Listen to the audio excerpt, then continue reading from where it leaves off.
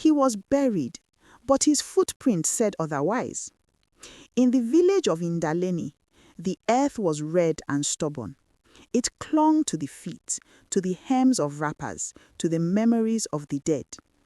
When Elder Kambale was lowered into that earth, the entire village stood beneath a sky swollen with unshed rain. He had been a pillar, keeper of proverbs, judge of disputes, guardian of ancestral rights. His beard had whitened like dry river foam, and his voice had once carried the weight of drums across the plains. They said when he spoke, even the wind paused to listen. So when he died suddenly in the middle of the Harmattan season, the village mourned as though a great Iroko tree had fallen.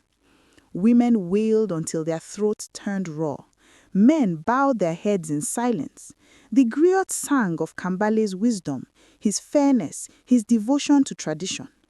Goats were slaughtered, libations were poured, the ancestors were invoked to welcome him home. But as the body was lowered into the grave, something strange happened. The rope snapped. The coffin dropped the remaining distance with a dull, hollow thud that echoed unnaturally deep.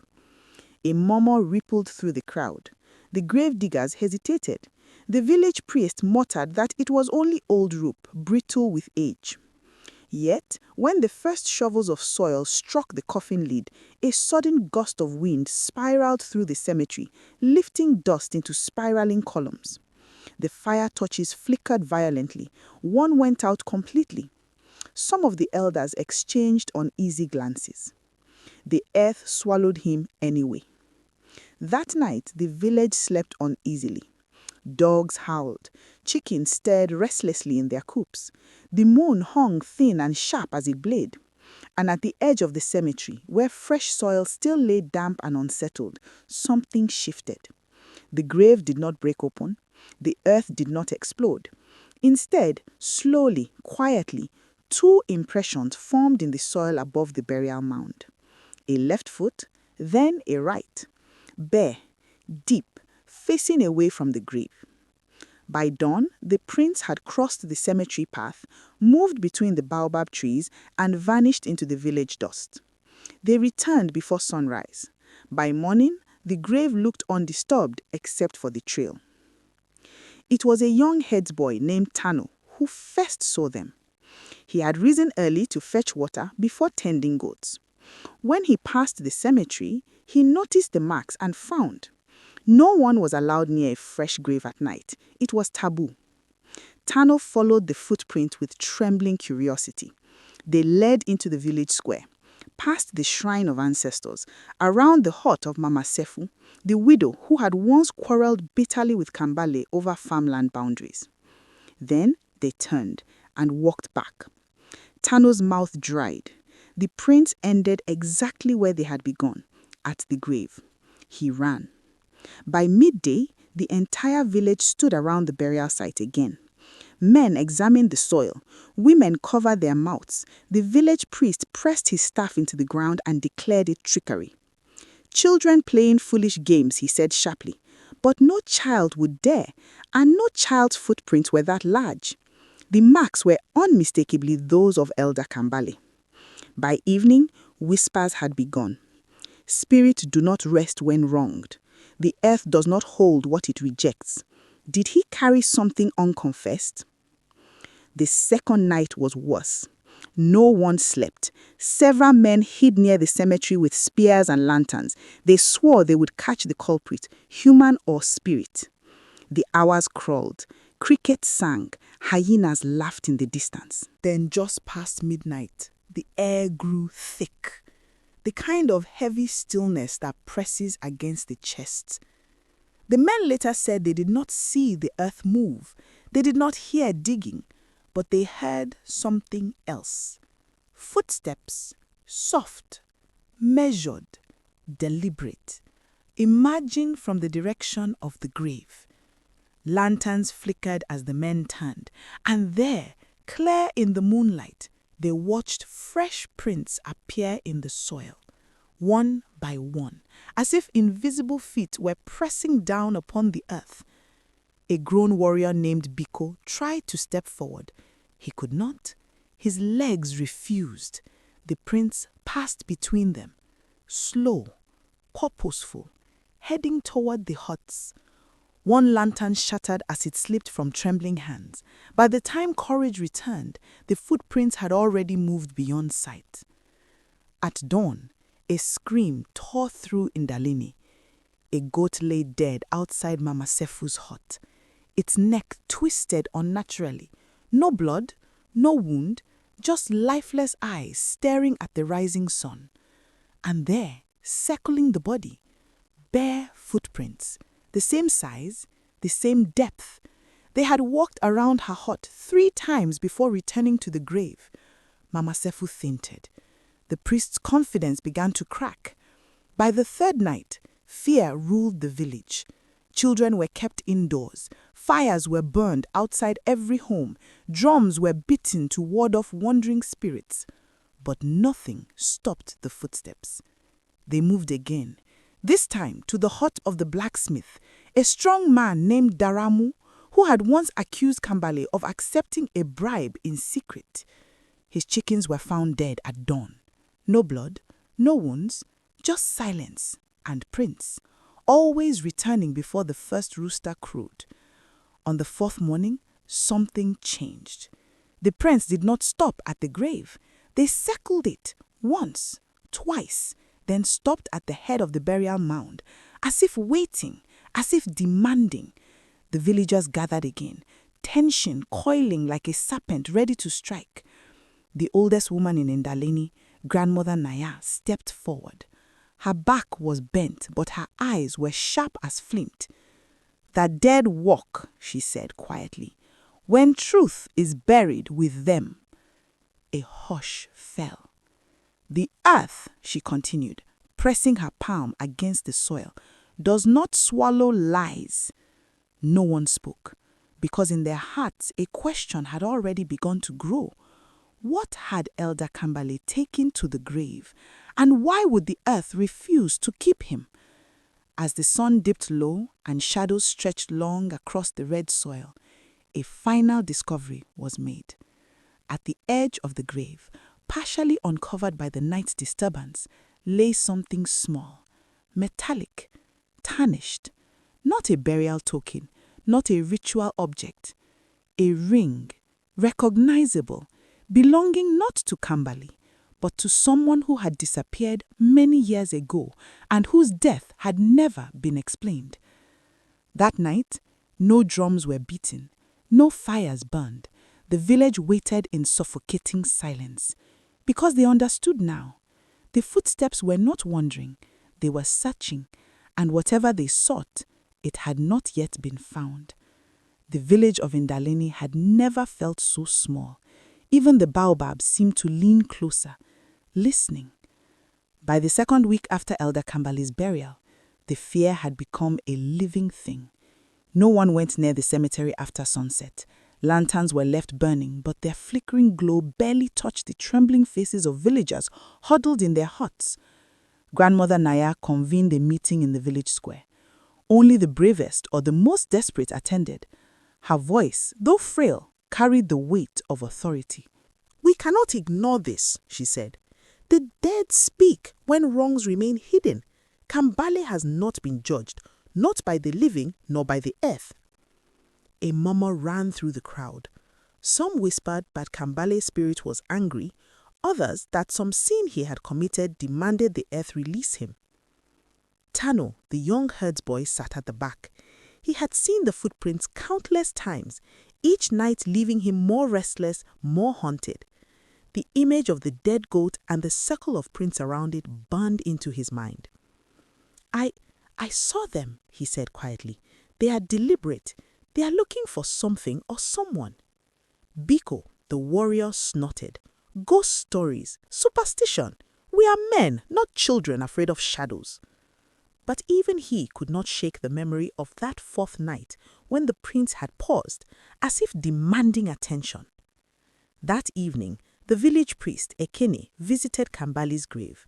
He carried a small bundle, kola nuts, herbs, and a carved talisman meant to bind restless spirits. He knelt at the edge of the mound, whispering prayers into the soil. Hours passed, the night deepened, and then it happened. A soft, dragging sound. Not footsteps this time, but the faintest scraping, like fingernails against clay. Ekene froze. He could feel the presence, the air thickening with anticipation. From the mound, the soil shifted again. A hand? No, it was the imprint of two hands. And then footprints emerged, bare, wide, heavy, moving across the path toward the village. Ekene shouted for the villagers to light fires, to grab their weapons. But the footprints did not falter. They walked past huts, past kitchens, past sleeping families. At dawn, they returned, and with them came another discovery. Behind the blacksmith's hut, buried shallowly under the dust of years, were bones. Not fresh, not animal, human. One hand still clutched a ring, tarnished, familiar, the same as found near Kambale's grave. The villagers recoiled in horror. This was not natural death, Biko said, his voice low. Someone killed this person. Grandmother Nya's eyes were sharp, and Kambale knew it. He carried this secret to the grave. The earth will not hold him because he has taken truth with him. The whispers became accusations. It was Mama Sefu. She quarreled with him. No, someone countered. Perhaps it was Daramu, the blacksmith, the man who accused him. The tension twisted through Naleni like a knife. That night, Tano could not sleep. He crept from his hut, following the footprints again, desperate to witness the mystery. The air was cold, unnaturally so. The footprints led him to the edge of the forest, where the shadowed trees whispered among themselves. And there he saw it, a figure, tall, imposing, yet impossibly quiet. The form seemed to glide, leaving footprints without sound. Tano's heart hammered. He tried to speak, to call for help, but no sound came. The figure raised its head. The face was unmistakable. Elder Kambale, or rather the shadow of him, hollow-eyed, pale as moonlight. "Why do you disturb me, child?" the spirit said, voice low, like wind through dry grass. Tano stumbled back. You walked the village. Why?" Kambale's gaze swept toward the village, then to the earth itself. "I carry what was never confessed. I carry the wrongs buried with me. The living will not know peace until the truth surfaces." But some say you were good. Why? Why is this happening?" The spirit looked away toward the trees. Good? Evil? These are labels for the living. But the earth does not lie. It senses the weight of sin, and it refuses to keep what it does not accept. Tano wanted to ask more, but the spirit dissolved into the misty moonlight, leaving only footprints behind. He ran home, the image of Kambale's face burned in his mind. By morning, the village council had gathered again. Fear and desperation were etched into every wrinkle, every frown. "We must dig him up," Biko said fiercely. "See what he carried to the grave." Grandmother Nya shook her head. "If you disturb him, you risk angering the ancestors. The truth may not be gentle." "But look at what is happening," the blacksmith shouted. "Livestock die, fear spreads. We cannot live like this." The decision was made. A small group would exhume the grave. At nightfall, they returned with shovels, torches, and prayers. The earth was soft. The coffin sat in silence, waiting. The villagers hesitated, hearts pounding. As the first shovel struck the soil, a whisper arose from the mound. Not human, not wind, something older. "You seek what was hidden," it said. The men froze. The night stretched long, thick with tension, and beneath their hands the truth waited, patient, silent, and terrible. The night air was heavy with anticipation. Torches flickered against the darkness, casting jagged shadows across the red earth of the cemetery. The group that had volunteered to dig, Biko, Daramu, Tano and 2 other men stood at the edge of Elder Kambale's grave. The villagers watched from a distance, murmuring prayers and shaking in fear. Grandmother Nya's words echoed in their minds. The truth may not be gentle. With a deep breath, Biko gripped his shovel and struck the soil. The thud reverberated unnaturally deep, as though the earth itself were hollow. Shovel after shovel, the red clay was displaced, and the coffin gradually came into view. Its wood was old, but polished from years of careful handling, and the carvings of ancestral spirits along the sides seemed to shimmer in the torchlight. Daramo leaned closer, his hands trembling. Do you feel it, like it's watching us? Tano nodded, unable to speak.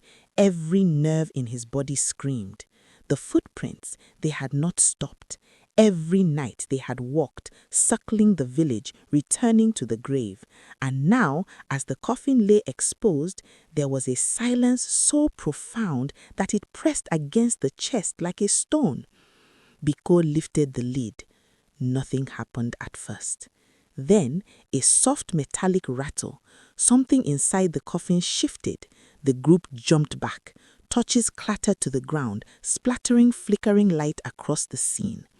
Inside the coffin lay Elder Kambale, serene and unblemished, his chest rising slightly, as if breathing, but no breath came. Around his hands, a bundle of objects, the tarnished ring, some folded cloth, a small leather pouch, and a set of sharp ceremonial knives. Tano's eyes caught on a piece of paper, yellowed with age. Written in ink that had long faded, the words were almost illegible. Slowly, Biko unfolded it. It was a confession. Kambale had been involved in the disappearance of a young man many years ago, a man whose death had been whispered about but never proven. The ring belonged to him. He had taken it as a secret token, keeping it hidden until his death. The realization struck like a spear. The earth, it rejected him because of this, Grandmother Naya said, voice trembling, though her eyes were steady. He tried to carry this secret to the grave, but the spirits of the wronged do not forgive in silence. The group exchanged uneasy glances. The footprints, the deaths of livestock, the unease that had gripped the village, all made sense. Kambale's guilt had been so heavy that it could not rest, and the earth itself would not contain it. Suddenly, the air grew colder. A wind rose that carried whispers, angry, sorrowful, accusing. The men felt an invisible weight pressing down on them, a presence in the shadows that made their skin crawl. And then they saw it, the footprints. They were forming again in the soft earth just outside the coffin, bare, deep, deliberate. They led toward the forest, toward the village, then back again. The coffin lid rattled, as if something inside it were moving. Tano stepped back. We can't leave it like this, he whispered. Biko swallowed hard. We have no choice. The truth, it must come out. We cannot let this continue. Daramu nodded reluctantly. But how? If the dead themselves resist? Grandmother Naya stepped forward, her gnarled hands resting on the coffin. The truth is a blade, sharp enough to cut both the living and the dead. You will need courage and honesty. The moment you face what he took, you face what you have all feared. With a mixture of fear and determination, they opened the leather pouch. Inside were papers, rings, and small trinkets, tokens of other secrets Elder Kambale had carried. But among them was a folded cloth that made Biko's stomach turn. It was the cloth of a missing man, the one who had disappeared decades ago, and under it, the body, mummified, preserved, and unmistakably human. The men recoiled. The weight of Kambale's sin pressed down upon them. Every village whisper, every unease, every death of a goat or chicken was now clear. Tamel's voice trembled. He buried him alive? Grandmother Naya shook her head slowly. No, he did not kill him, but he let the village believe he had vanished and took the secret with him. The earth will not accept lies, and the spirit of the dead, it walks until justice is spoken. The wind howled through the cemetery, as if echoing her words. The footprints moved again, circling the coffin, then returning. This time, there was no hesitation. They were guiding, pointing, demanding. Biko looked at the villagers who had gathered at a distance, frozen in fear. We must tell them. Every soul in this village must know what has been hidden. Grandmother Naya nodded. Yes, but be careful. The dead will not forgive silence, and the living will not forgive betrayal. That night, the group returned to the village square. Tano could see the fear in every face, mirrored by the footprint that led and returned from Kambale's grave. They began to speak, slowly. At first, whispers, then louder, more deliberate, every detail of the hidden crime, every token, every lie. The villagers listened in shock, horror, and disbelief. Some wept, some trembled, some swore to confront the descendants of the missing man. And all the while, outside the circle of huts, in the shadow of the baobab trees, the footprints waited. They had not stopped. They would not stop. Because the dead do not rest. Because the earth does not forgive secrets buried with lies, because Elder Kambale's guilt had not yet been satisfied. The first major twist had arrived. The village now understood. The footprints were not random.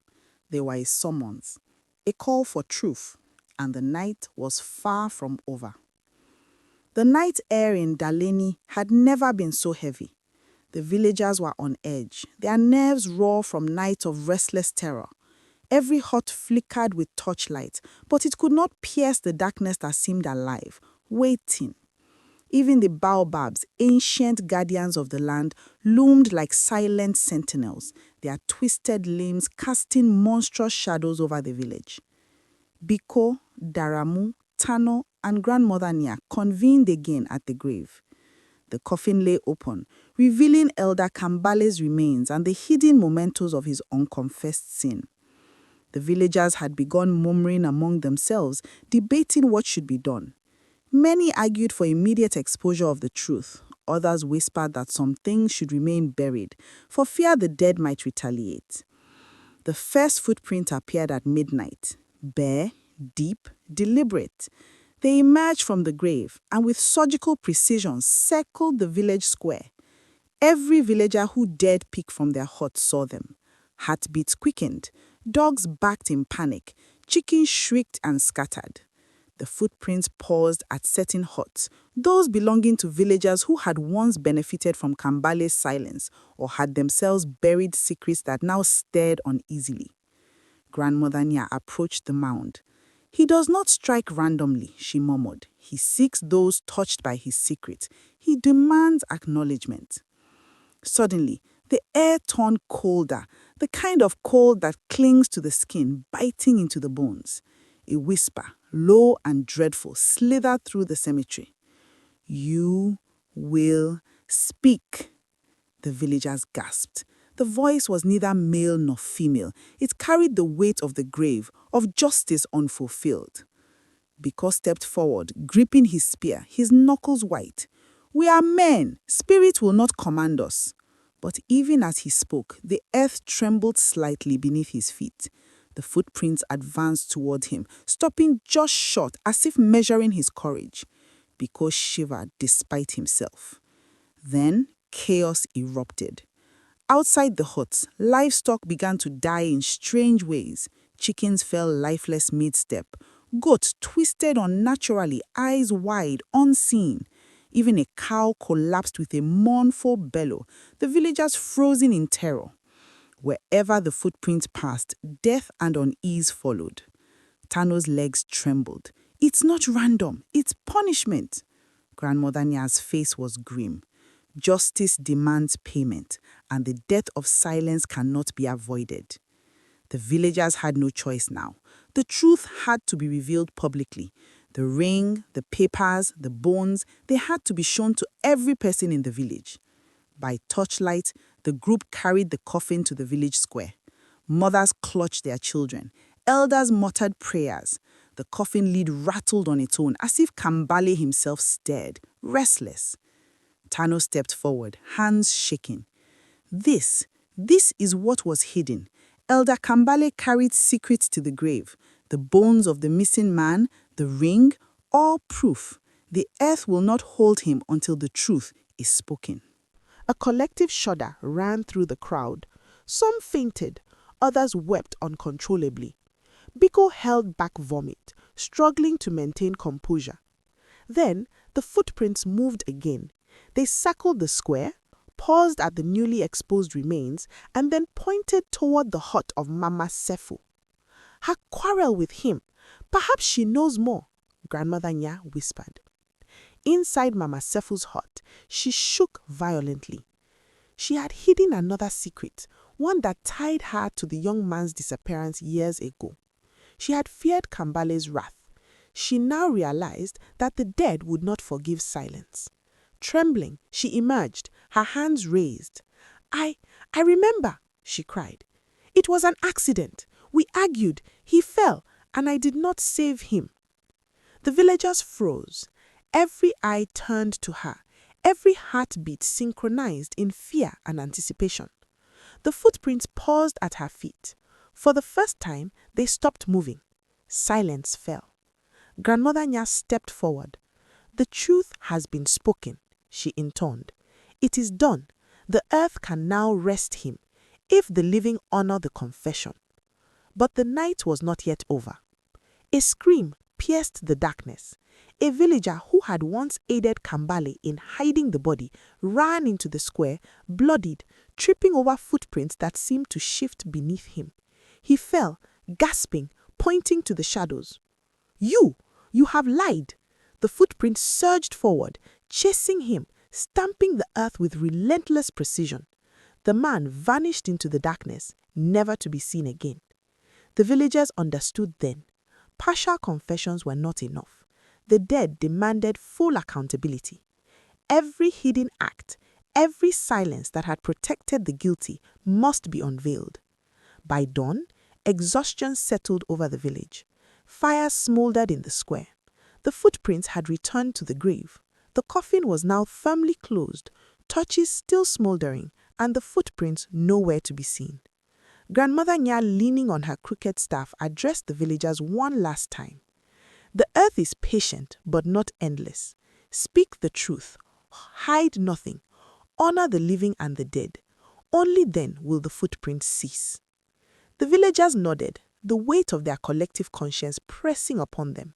And while the night was over, the memory of the footprints, of the anger and sorrow they carried would haunt them forever. The earth had demanded justice, and for the first time in years, it seemed it had been partially satisfied.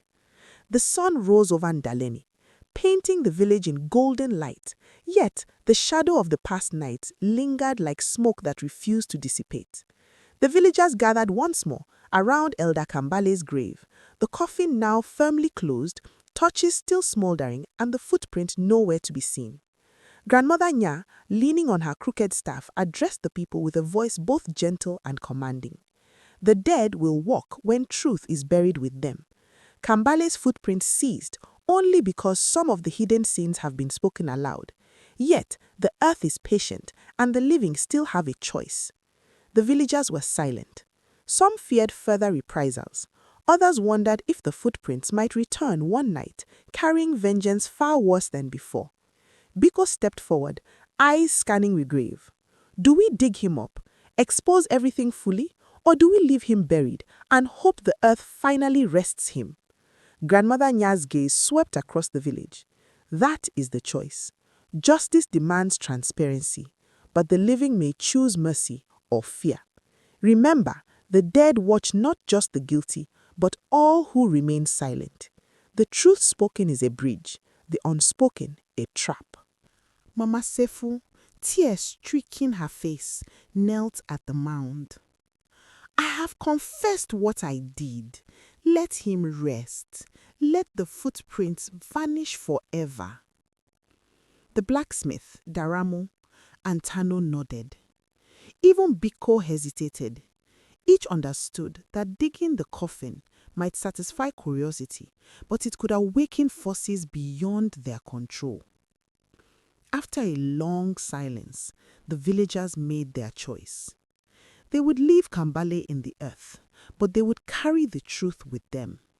The bones, the ring, the confession, all would be memorialized publicly, stories told so no one could bury lies again.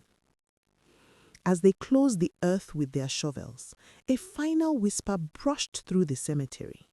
Not threatening, not sorrowful, but calm. Now, I walk no more. The footprints vanished entirely. The night air lightened. The goats and chickens stirred without fear. Even the wind seemed gentler. Yet, the villagers understood the lesson had been costly. Secrets buried with the dead are never silent. Guilt, unconfessed sins, and the weight of silence demand reckoning.